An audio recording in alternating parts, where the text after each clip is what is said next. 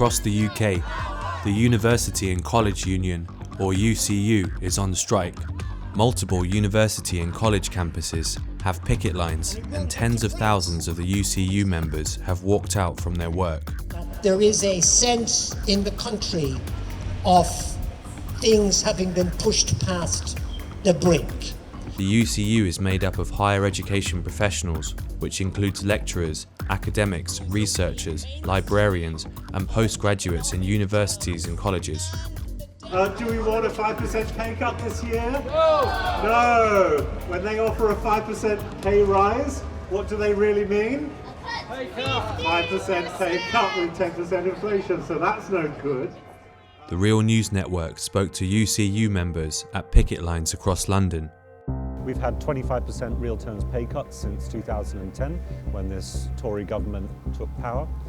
We've had pension pay cuts of 30%, often more for younger staff. Wages rising! Wages rising! Pensions rising! They're actually dropping, but we want it to be rising! In 2010, home students paid about £3,000 per year to go and study. And since then, it's tripled for home student fees.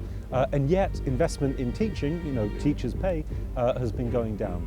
For international students, it's more than doubled. So international students will be paying about £25,000 for an undergraduate degree. It's absolutely extortionate.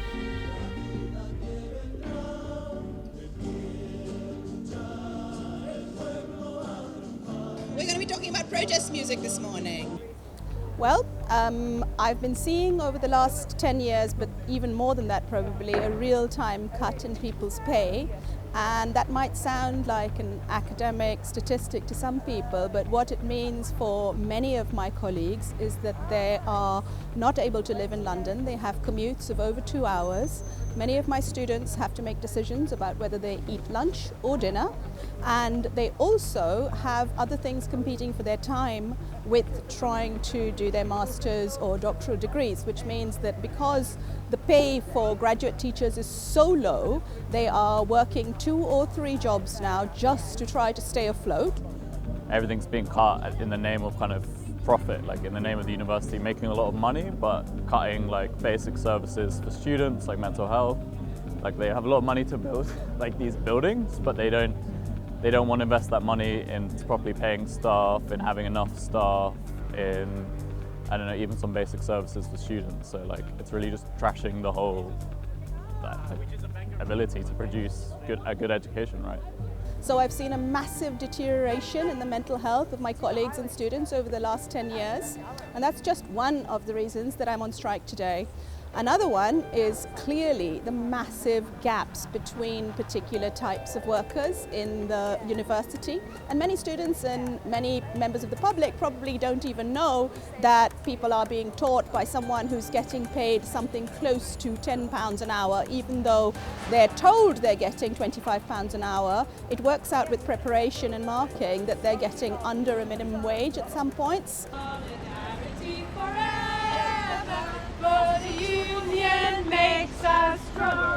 Well, workloads have been going up, particularly since COVID, so the numbers of students were raised quite a lot through the pandemic.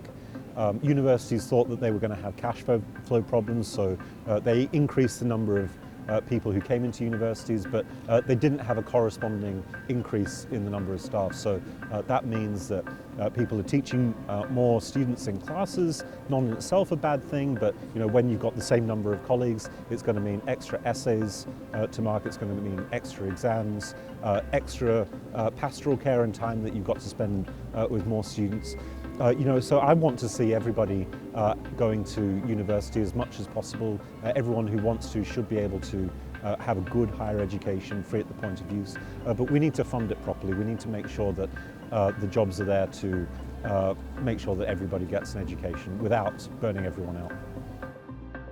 What do we want? Fair pay! When do we want it? Now! What do we want? Fair pay! When do we want it? Now! There's so many, I know this statistic that there's a lot of people who are amongst faculty who are seeking mental health services because they're so burnt out, because they're so overworked.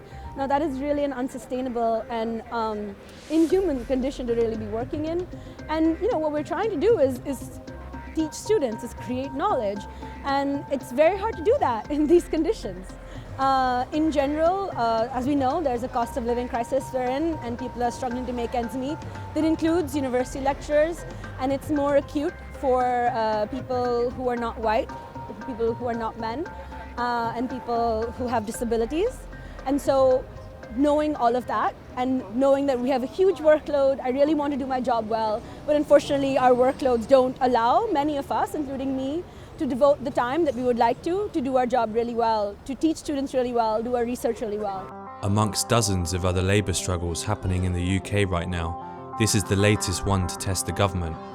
In a country that is suffering from inflation and the realities of Brexit, things are not looking so great in Great Britain. I think if we do get our demands met, it's absolutely not enough to say for people to say, okay, I've got a wage rise, we've got more security in our sector, we need to just go back to being complacent. What got us into this in the first place was ignoring the matters of other people's rights. So I think if we don't do a lot more than just struggling for wage justice, if we don't think about the human rights of people who are dying crossing the channel, people who are suffering now because of the earthquake in Turkey and Syria, I think we are going to end up being a very insular, very fragmented and completely undemocratic nation.